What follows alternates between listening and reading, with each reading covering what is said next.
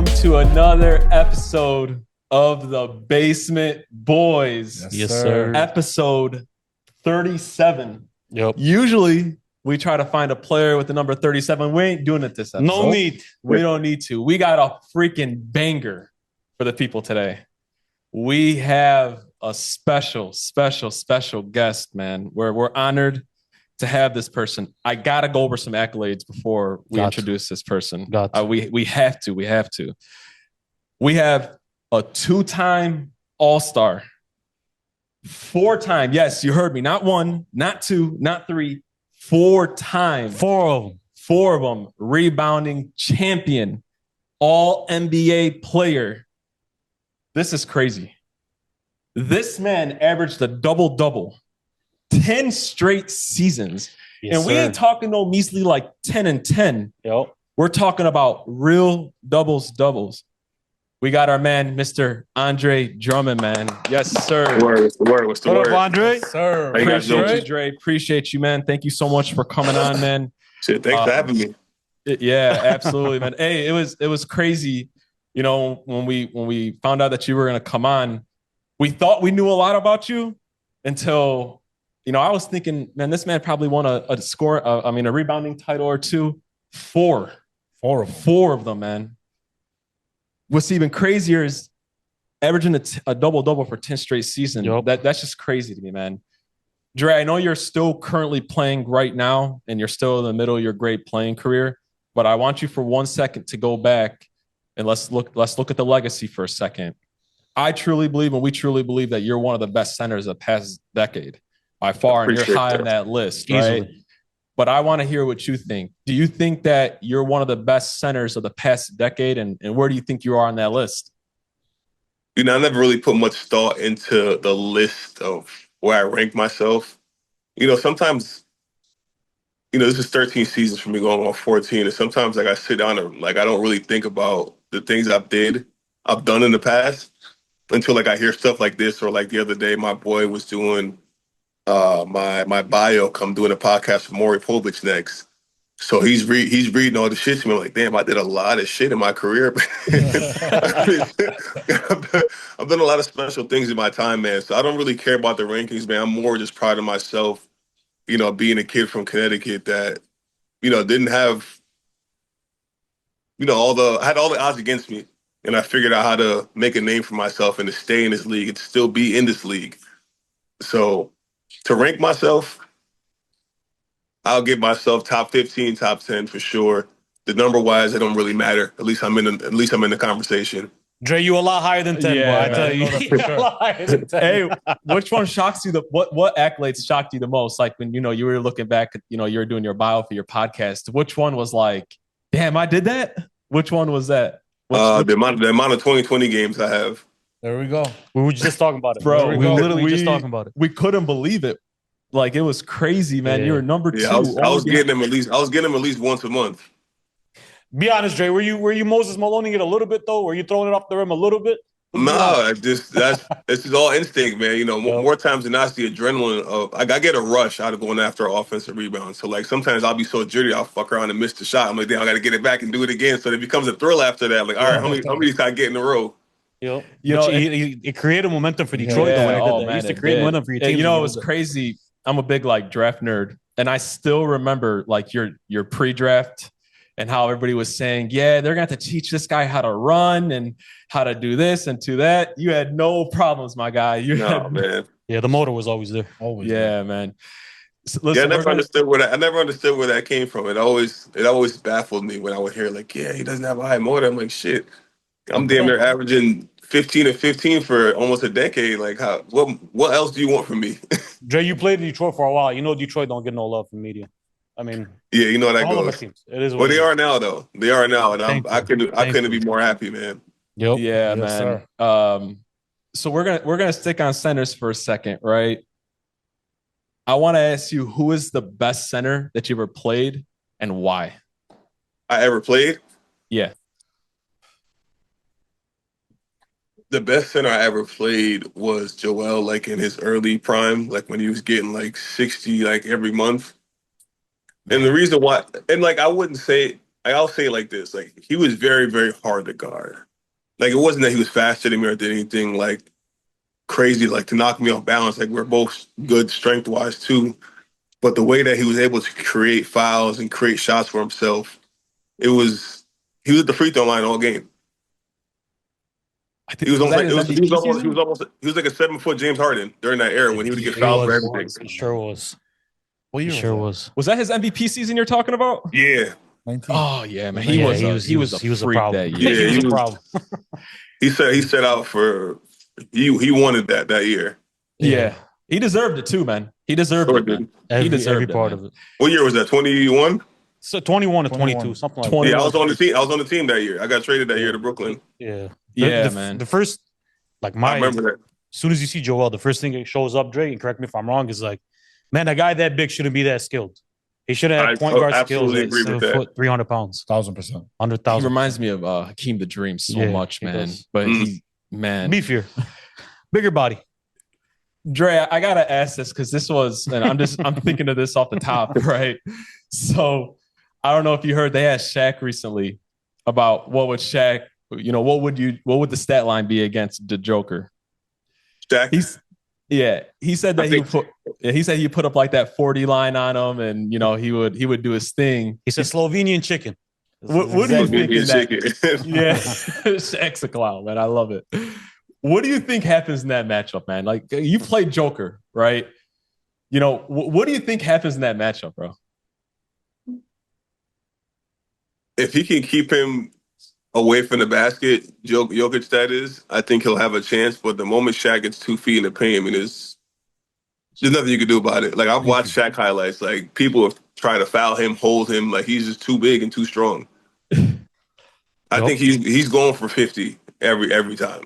Yeah. Oh, he's going for 50. But it also depends on what Shaq we're talking about, though. Because, Shaq has those games where he's like, all right, I need the ball every possession. I'm scoring every time I touch it. Or he's going to work himself into the game. Either way, he's going to have a good game against him. Yeah. Right. But I think the only problem that lies with him is the other side.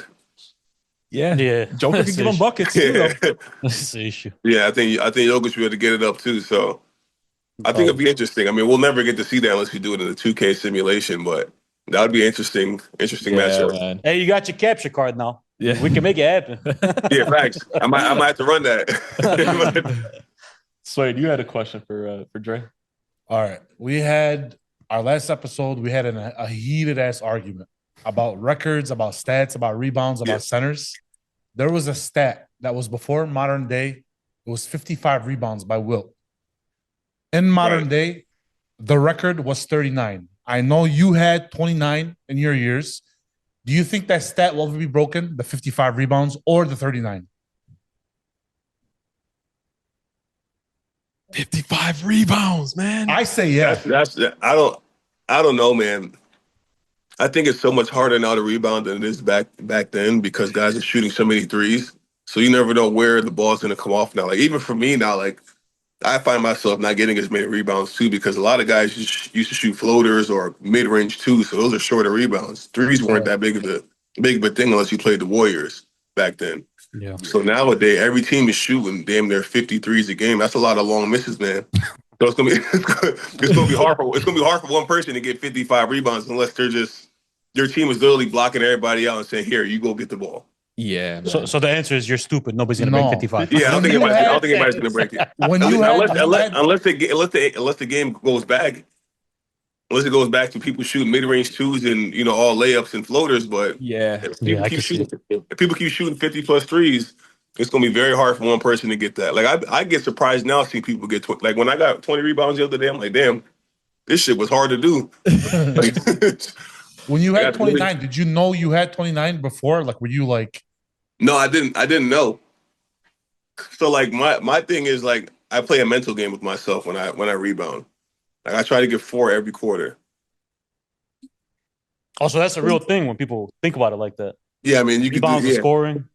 Yeah, so I try to get 4 a quarter, and I do that for my mental to like keep me going. Like, all right, you got something to shoot for. Like I need goals in basketball. Like, when you do something for so long, it starts to become repetitive. So you got to start finding new ways to challenge yourself. So for me, it's like, all right, who am I playing against today? Playing against this guy. Let's try to go for 6 rebounds in 1 quarter.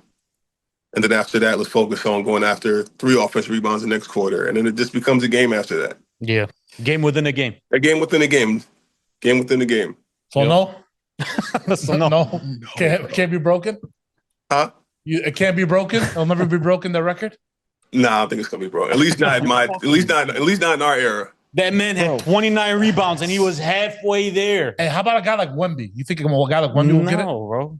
He doesn't rebound enough to do that. He's No, he out, doesn't. man. He's on the Like he's not going in to go get it. Like he just happens to be 7'8" and the shit just falls in his hands. But Dre, how about a hundo? 100 points. You think somebody's going to break that eventually? I think that'll happen. Wow. Think about all the threes that are being shot. All it takes is for somebody to get ridiculously hot one day, and we've seen people get 70 multiple times already. Yeah. So they're not that far off. No, they're not. They're not. I mean, Luka had. I think we'll see that. We'll see that before the 55. We agree. Two of us here agree. Dre, I think 55 is so cooked, man. It's right. we were looking at it when Dallas and the Lakers were playing. The Lakers only had missed 16, 30, 32 shots. or something like 32 that. It could be offensive rebounds. You, too. bro, Doesn't have you to be realize defensive stuff. It's rebounds. crazy, man. It's Stuff. crazy. I don't know. I think this league. But you also got to put minutes in the factor too. Like you got to think about how long is this person playing? Yeah. You're Because 100%. like when I did it, I think I was playing like 36 minutes maybe. I could be wrong. I mean, You're wrong. 1000%. You're wrong. you never know though. 1000%. You never know. Dre, so we have the privilege of talking to someone who's donned the purple and gold and played in LA before with the Lakers. Yes. I'm the biggest LeBron fan you'll probably see in your lifetime. We're all Lakers fans up here. Tell us a little bit about your time in LA, and if you could give us like a LeBron story, you think it's pretty cool. You know, playing with LeBron was not what everybody thinks. Oh wow. It's nerve-wracking, man, because you like have this. Let me put it like this. I respect every teammate I've ever played for. Anybody I play with, I don't look at anybody as they're higher than me or anything of that sort. But just the demand that LeBron has out of his teammates, it's a lot of pressure. It's a lot of pressure, man, because he's won at the highest level. He is the best player in the league. He's done a million things in this league that it's like, damn, I don't want to fucking let this guy down, man. I might be on the nearest bus. I gotta try to do my job like times 10. Yeah. You know what I mean? And when I got there, he and Anthony Davis were out. They're both injured. So I played maybe like 7 or 8 games by myself, you know, without them. So that was really difficult for me in itself too, because when I was coming to the Lakers, I was thinking I'm playing with these guys the rest of the season and then going into the playoffs with chemistry, right? And so seeing them like be out, you know, a week goes by, I'm like, yo, when y'all coming back, I need some help, man. God damn it, like I gotta see how am I gonna play with you guys? Yeah, how are we gonna work this out if we don't play together? So after that, when I finally got a chance to play with them, it was like the game before the play-in, and then we played the Warriors in the play-in game, and Bryant hit that big 3 to send us into the playoffs. Overall, it was a fun experience because that was the first time I played with like that caliber superstar. I played with amazing players in my career. Like I played with KD, played with Kyrie, who was one of my favorite people in the world. Played with Joel Embiid, Paul George. I mean, I've played with some really, really good players, but you know, just having that moment to play with him and LeBron, play with AD and LeBron James, special. I wish we would have did more. I wish we had more time together. Wish we had more time to build chemistry, but it's all right. Get to say that I did it though. Yeah. Hey, healthy. If you guys, if everybody was healthy that year, that's another deep playoff run to the finals. No question. I think if our whole team was healthy, like if we had a whole season together, I think we'd have been very, very good. 1000%. Dre, I gotta ask this though, because Kobe is just different to me, man. Kobe's my favorite player. Right. Do you have a Kobe story? I know you never played with him, but do you have a Kobe story at all? Yeah, I do have a Kobe story. It was actually Kobe's last. No, I lied. This is my first All-Star year in Toronto. And I was signed by Jordan Brand at the time, right? And he does a party every All-Star weekend. So all the players come out and they go out. They see Jordan. They see all the reps. They see all the cool people. It's a party essentially. So I remember we're in there. We're all like around Mike right now. Everybody's talking to Mike, and we're shaking hands, taking pictures, da da da. And I remember when Kobe walked in, it was just like a fucking like halo light was just on him walking through the crowd, and everybody just stopped what they're doing, was just looking at this dude, man, just walk over to where we were. And I just remember, like, man, this is. I mean, obviously, I played against Kobe, been on the same floor, shook the guy's hand, but like in this setting, to see like other people outside of like NBA players see this guy, like he held and still holds so much weight, man. He's done so many special things, man. Just remember just having that feeling of seeing him come in and like, shake my hand in front of everybody. I'm like, damn, I'm 20, maybe 5 at the time. Like, I'm the fucking coolest guy in the world right now. Like, this is great. Yeah. All right, he was different for sure. Rest his soul, man. And then just playing in that last All-Star game with him in LA, another crazy monumental moment for me. Like having that picture of me, giving him a hug and sending him out. Oh man, yeah, special guy, man. Special guy. 1,000%. Well, we're still on the Lakers though, man. I gotta ask this because something crazy happened with the Lakers this year. Yeah. So I have to ask because I remember. Yep, I remember exactly where I was when I heard about it. Was my birthday, just had turned like midnight. Right. And I read that tweet and I thought it was fake for like 20 minutes. Where were you when you heard about the Luka trade? And what was your reaction? I thought it was a joke at first. you and everybody else. The whole world. Yeah, I thought it was a joke at first because it was pretty late too, right? It was midnight. It was like pretty midnight. So yeah, I thought so. One of my boys sent in a group chat. So I thought it was like a mock trade or something like that. I'm like, all right, this shit ain't happening. So I didn't really pay no mind to it. I went to sleep and woke up the next morning and shit is everywhere on every sports channel, everywhere. Like it, I think it was on CNN. Yeah, everywhere, man, everywhere. Sure was. So it sounded crazy at first, but made sense after you really sit down and thought about it. I think both teams secured. Both teams are secure. I look at it like this. I think the Lakers secured their future because obviously LeBron James is on the back half of his career. I mean, he can't keep doing this shit for 30. He's not doing this for 30 years. Like, that's insane. You sure? Like, so, Are you sure? Are you sure? Knowing him, he might try to make the attempt. But I think the Lakers secured their future because Luka is still very young. I think he's 25 years old. Yeah. So now they can build around that once LeBron is gone. And I think them keeping AD was more so. It was a Hail Mary, but also made sense because now Dallas has a chance to win right now, despite them having those injuries. Obviously, that's out of our control. But if they have a healthy team, Dallas is really good on paper. Yeah. And I think for the Lakers, even now, look at them now. They're playing really well together now. They're starting to figure it out. Luka's starting to adjust and find a way to fit in with the team. And he's pretty much making them play around him. Yeah. 1,000%. I feel like the way he plays, you have to adjust to the way he plays. Yeah. 1,000%. I mean, you got to remember, man, Dallas they have AD, they have Kyrie. Their team is stacked. Yeah, man, that's one of the biggest teams in the league. They got 3 centers they could rotate. Health is their biggest. And can all play together. Yeah, they fit perfect together, 1,000%. Dre, I can't let you come on the spot without asking you this question, and you best believe there's a right or wrong answer. Who is the greatest NBA player of all time, in your eyes? I think LeBron James is the best player. This man knows. He knows basketball. See, I knew we got the right guest on the spot. I knew we got the right one. We got him on here. Of our time, yes, I think LeBron James is the best player.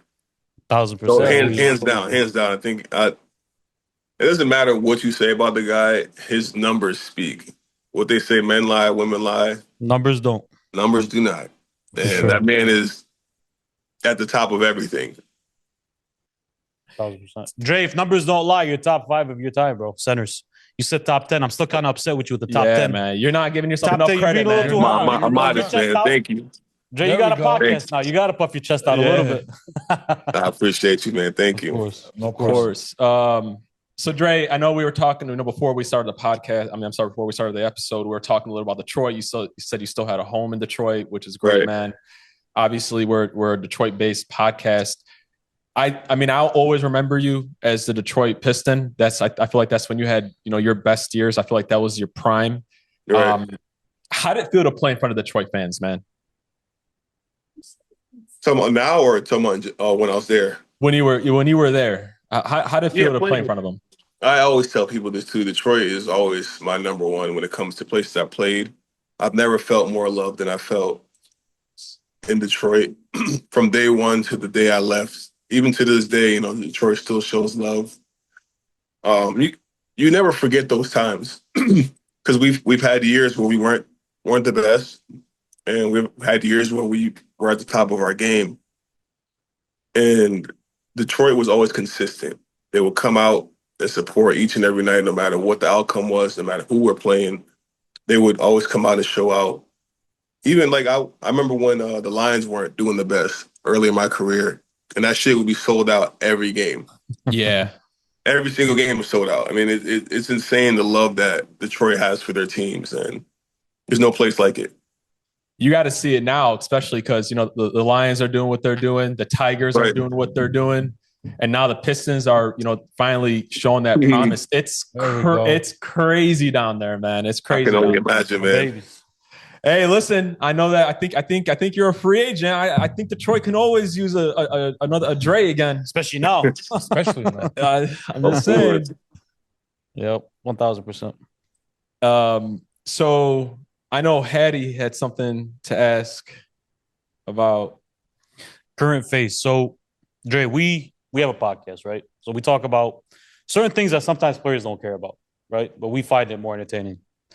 There's a conversation that's been going on TV for the last few years. So when we were growing up, right, there was always a face of the league. Like we knew Kobe was that guy. Right. We knew Bron was that guy. We knew Mike was that guy. Magic and Bird were those guys. Today, when you look at the span of the league, for people like us, we don't see a face. Do you think that's something that even matters? And if it does, who would you say is the current face of the league? That's hard to say, man. I feel like they're like in a trial run right now of who they want to give their face to. Like at one period of time, they're giving it to Ja. Then we got Jason Tatum. Then we're going down to Anthony Edwards, Jokic. I mean, I don't think they really know who they want to be the face right now.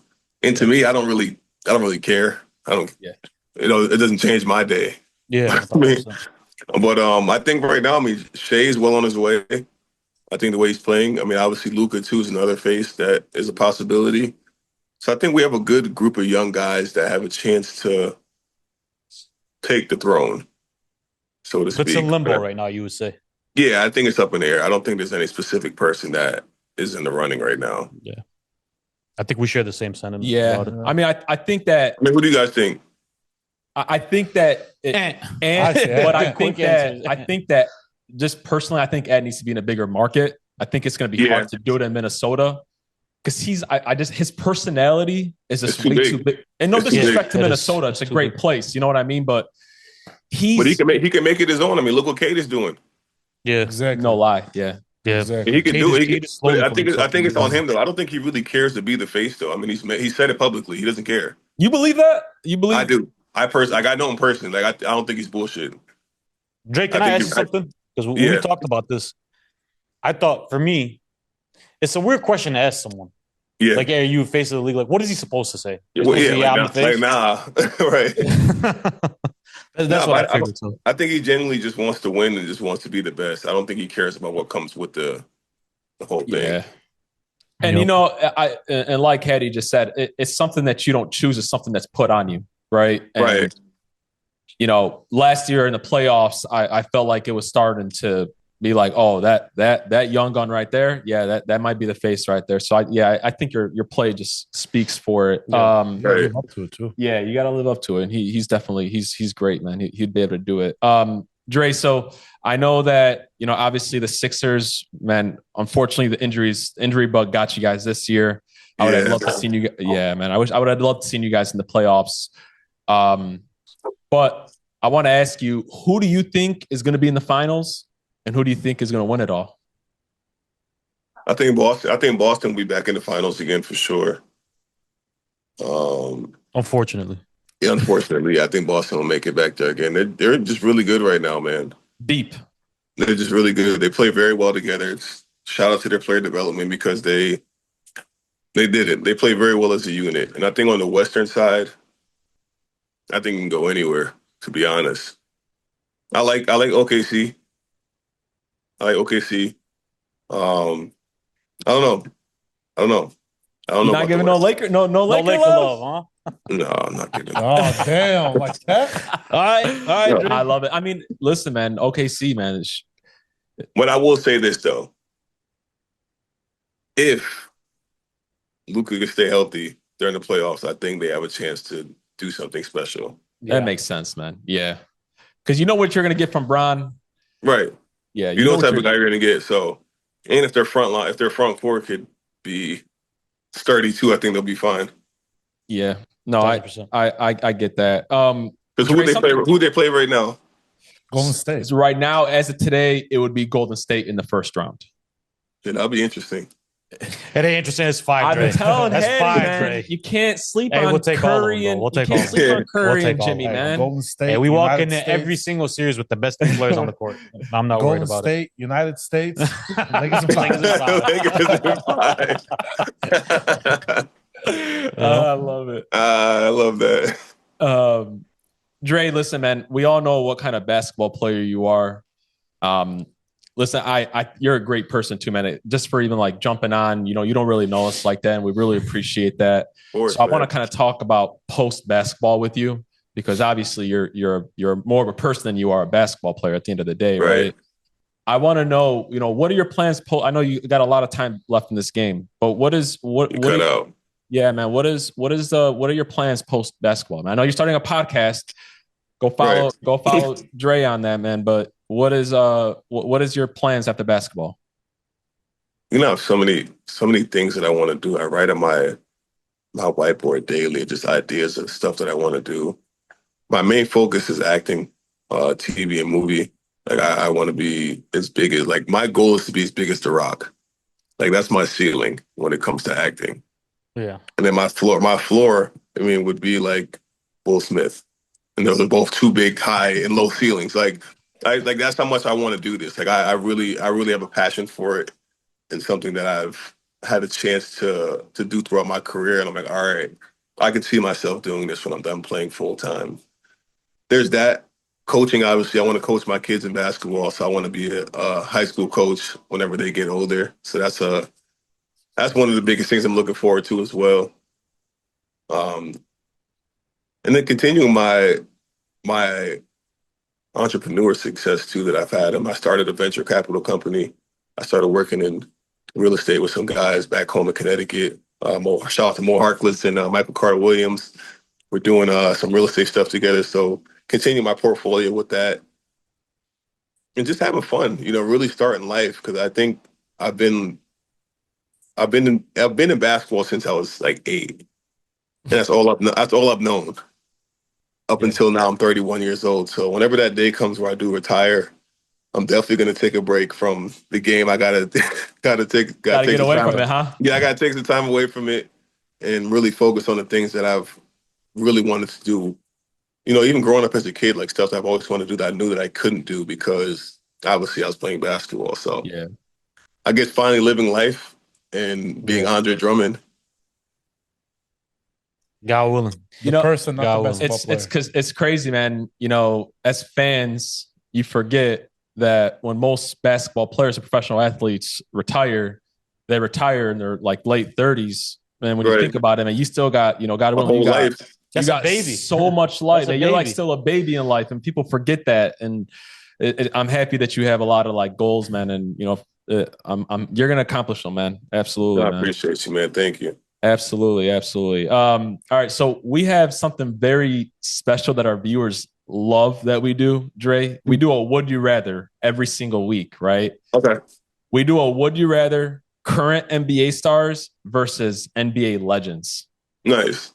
So we're going to do a Would You Rather current NBA stars versus legends. You tell me which player you would take, okay? Got you. Who would I play? Who do you think is better? Better player. Better. Okay, let's do it. All right, come on. All right.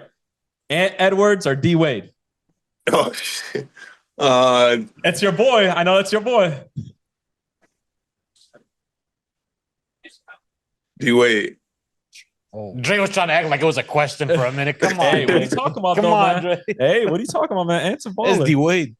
Jason Tatum or T-Mac? That's a good one. I'll take Tatum. Yeah, Yeah, man. us too. I'll take Tatum. Joker or Shaq? Oh, man. Oh shit.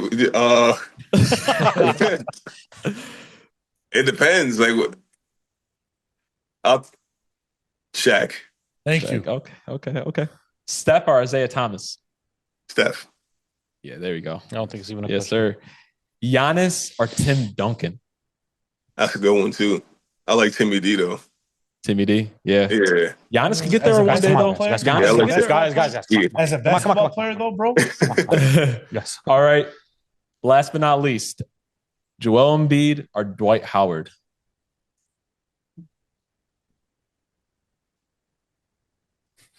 They both are animals in their prime. Yeah. Absolutely. I think in terms of skill set, I'd have to go with Joel. Yeah. I can see it. Hey, this has been bothering me lately, man, about Joel. I feel like, and we have a little bit of a semi-hater, Joel. Critic. Embiid, a little critic. Not a hater. Critic. He's a critic. Not a hater, a critic. Okay, what you got? That's all. So, this bothers me because, man, Joel's one of the best centers ever. I mean, just skill set wise, man, guy's an MVP. And he, you can't control health at the end of the day. Is there anything that you want to say to the people that doubt Joel Embiid? Because I feel like there's a little bit of a dark cloud around him right now, especially in the media. If you could defend Joel for a quick minute, what would you say to those people? I think people have the wrong idea of Joel. I think Joel Embiid works very, very hard. I think it's a lot of things that's going on with him is just out of his control. He can't control having 4 knee surgeries. He can't control, not being able to play. I mean, those are all things that go into the injury. And I think he does work hard. When I see him, I've been around him for 2 different teams now. I was here with Doc and now I was back here with Nick Nurse. And it's unfortunate. It's unfortunate what's going on with his body and it's not allowing him to play the game. 'Cause I know he wants to play. And I know he hates watching basketball, so he'd rather play than watch it too. But hopefully the surgery goes well. I think he just had it maybe 2 days ago. Hopefully it goes well and he is better to come back next season. But he works hard though. And I think that's one of the biggest things that people are misinformed about with him. Hopefully a speedy recovery for Joel. Yeah, man. Yeah, no, yeah. You gotta listen, I man. feel like pure shit. Listen, it's not every day you talk to a professional athlete, 1,000%. NBA player, and not Dre. I promise to say in your face, it's just numbers, don't lie. Not in front of a great one, at least. Every day. So it's like it's been interesting seeing how you guys look at things versus how people think you look at things. So right. It's been very interesting. I gotta say this. At the end of the day, man, you just can't control injuries, man. And you don't know how hurt someone is either. And listen, man, Joel's 7'2". Yeah, it's a big body. Plays a different style. He plays like his 6'1". body isn't. Plays he wasn't born 6'1". like he's playing like he's 6'7". Yeah, man. Dre, if you were in that position and you had whatever Joel had, and you kept going through those injuries, would you change your game? Yeah, you'd have to. That's all. That's it. Thank you. That's it. That's all I was saying. Hey, we're just using to prove our points That's right all. now. That's all I was saying. I was always saying that, like, if you're gonna get through all those injuries and you're not gonna be able to play to the full level, change your game. Yeah, 1,000%. Right? I can see that. Yeah, I don't disagree with that. Yeah, man. God willing that his body gets better, man. And those surgeries go through. Exactly. Dre, I gotta ask you a question. This one's a little off base. We played basketball in high school. Obviously, we're not good at basketball in the grand scheme of things. Hey, we went 15-0 in the grand scheme of things. Come on, give yourself some credit. When you were growing up, because you've been playing basketball, you said since you were 8 years old. At what level did you look around and be like, "Yeah, man, like I'm just different. Like this ain't regular. Like I'm different." What age was that where you were like, "Yeah, I can be the NBA, like easy"? I think it was my freshman year of high school. Damn, that early. Whoa. How tall were you freshman year of high school? You remember? 6'7". Damn. Wow. Yeah, I was 6'7". I remember that summer. That was like my best summer ever, like playing basketball. Like something just clicked that summer. I was always pretty uncoordinated growing up too. Like I was never good at basketball till like maybe my sophomore year of high school. At least in my eyes. Like people were like, "Oh yeah, you're the best player in the state," but like I didn't think I got it until my sophomore year of high school. Nice. But like my freshman year when I walked on the court, I'm like, all right, they're tallest guys, 5'7". I'm 6'7". Hey, that's who we was playing when we were 15 and 0. Yeah. So I'm like, all right, well this. That's I don't belong out here.